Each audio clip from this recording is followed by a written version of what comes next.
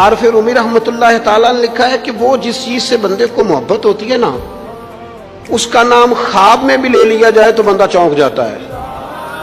عارف رومی رحمۃ اللہ علیہ فرماتے ہیں ایک شخص بیمار ہو گیا تھا، کومے میں چلا گیا تھا، وہ کئی لوگوں نے کوششیں کی پر وہ شفا نہیں ہوتی تھی۔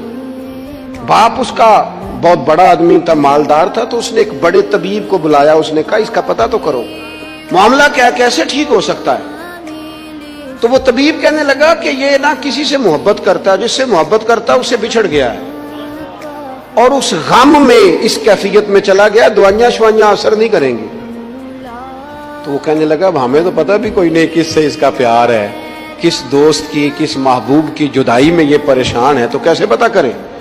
تو وہ طبیب سیانا تھا، اس نے کہا یہ کون کون سے ملکوں میں جا چکا ہے۔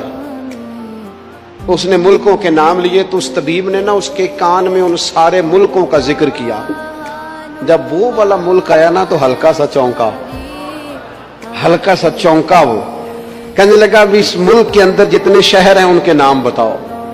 وہ شہروں کے نام لیے تو جب وہ والا شہر آیا نا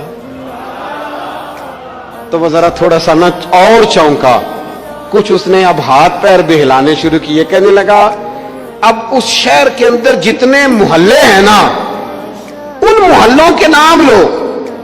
اب جو ایک ایک کر کے محلے کے نام لینے لگے تو جب وہ والا محلہ آیا نا، شہر بغداد دی کی ہے نشانی،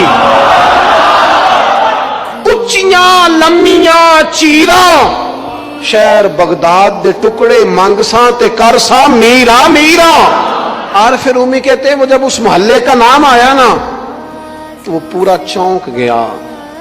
تھوڑے سے لوگ ہوتے تھے، تھوڑی سی آبادی ہوتی تھی۔ اس نے اس کے باپ سے کہا کوئی طریقہ اختیار کر، اس محلے میں بسنے والے جتنے لوگ ہیں نا ان لوگوں کی فہرست منگا۔ اس ملک سے اس محلے سے ان لوگوں کی فہرست آئی۔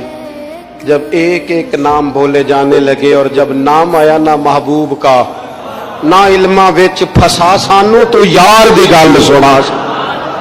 اور جب نام آیا نا اس محبوب کا تو پہلے اس کے ہاتھ کانپے، پھر اس کی نظر پھڑکی، پھر اس کی آنکھوں میں آنسو آئے، اور پھر اس نے آنکھیں کھول کے ہاتھ تھاما اپنے باپ کا اور رو کے کہنے لگا بابو آیا ہے، وہ یہاں ہے، ملاقات ہو جائے گی۔